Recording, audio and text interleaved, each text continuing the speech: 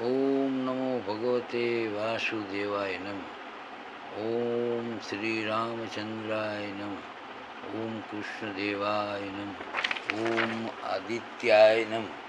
ઓમ ભારત માત કી જય.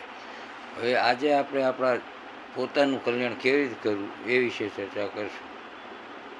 તો કોઈ પણ સાધકે કે કોઈ ભક્તે પોતાનું કલ્યાણ કરવું હોય તો મન બુદ્ધિના વિચારોનું નિરીક્ષણ સ્વયં પોતે જાતે કરવું, પોતાના દોષો જાતે જોવા, બીજાના કુટેવો ગુણદોષો જોવાનું છોડી દેવું અને એના ગુણદોષો જોવાની ટેવ રાખવી. અને તમારા જીવનમાં આપત્તિ વિપત્તિ આવે તે તમારા કરેલા પૂર્વકર્મોના ફળ સ્વરૂપ છે એવું માની અને ભગવાનને ઠપકો આપવો નહીં કે પરમાત્મા આગળ કોઈ આજે પોતાની જે અપેક્ષા ઈચ્છા હોય એ પ્રસ્તુતિ કરવી નહીં. એટલે મનને પોતાની જિંદગીમાં સ્વીકારી અને ભોગવટો કરી અને અફસોસ બહુ કરવો નહીં. અને જો હંમેશા સુખ પછી દુઃખ, રાત પછી દિવસ, તડકા પછી છાંયો, એ રીતે વિયોગ સંયોગ આવું બધું ચાલ્યો જ રાખવું. એટલે આ સૃષ્ટિનો નિત્યક્રમ છે.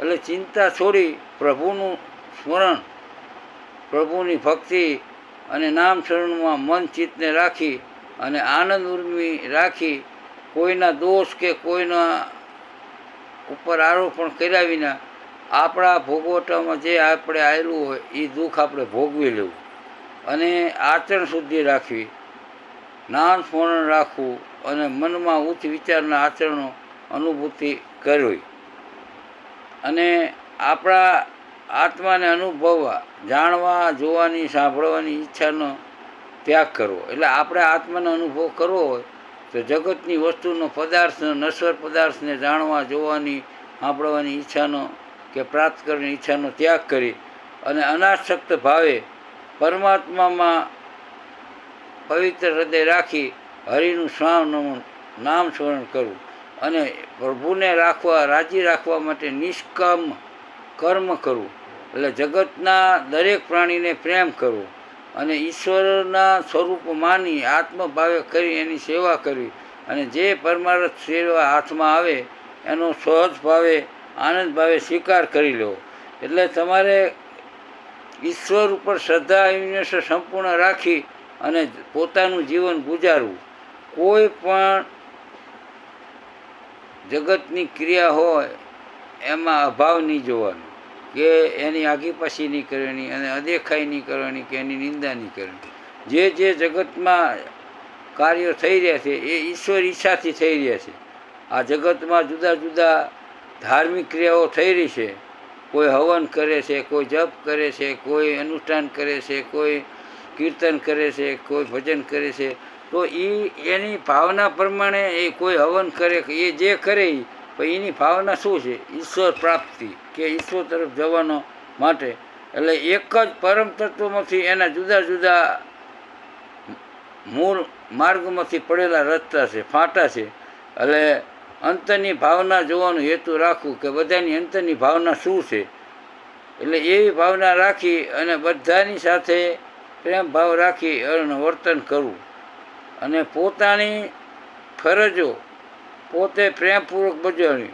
કારણ કે સર્વવ્યાપક પરમાત્મા અવિનાશી સચ્ચિદાનંદ ધનરૂપ એ આત્મજ્ઞાન સ્વરૂપ થઈ અને ભક્તિ કરવી અને સ્વાર્થ વિના સ્વાભાવિક રીતે જગતના સૌ જીવનું કલ્યાણ કરવામાં ભાવના રાખવી અને માયાને મિથ્યા સમજી, શરીરને ક્ષણભંગુર સમજી અનિત્ય શરીર છે એ કાયમ રહેવાવાળું નથી અને જગતના સર્વે પદાર્થ અનિત્ય છે.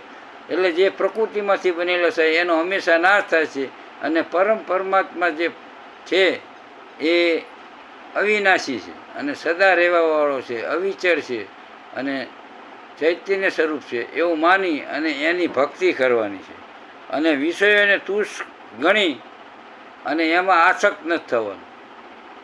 વિષયોમાં આસક્ત થશો તો તમે પરમાત્માથી જુદા પડી જશો.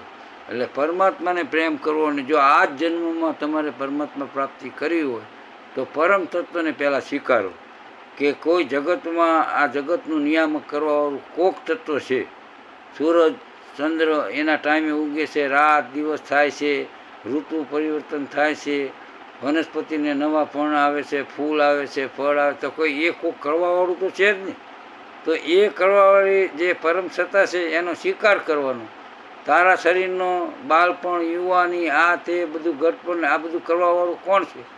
તો એ પરમ તત્વ પરમાત્મા અને એના અંશ સ્વરૂપ એ તારા હૃદયમાં બેઠેલો આત્મા છે. એટલે આત્માને ઓળખી અને પરમાત્માની ભોજન કરો તો એ સફળતાને પ્રાપ્ત કરે છે અને જીવન પોતાનું મનુષ્ય જીવન સાર્થક કરે છે.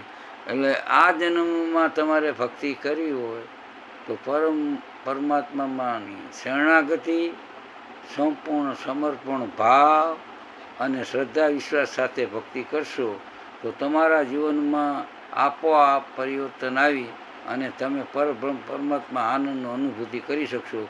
બોલો શ્રી રામચંદ્ર ભગવાન કી જય.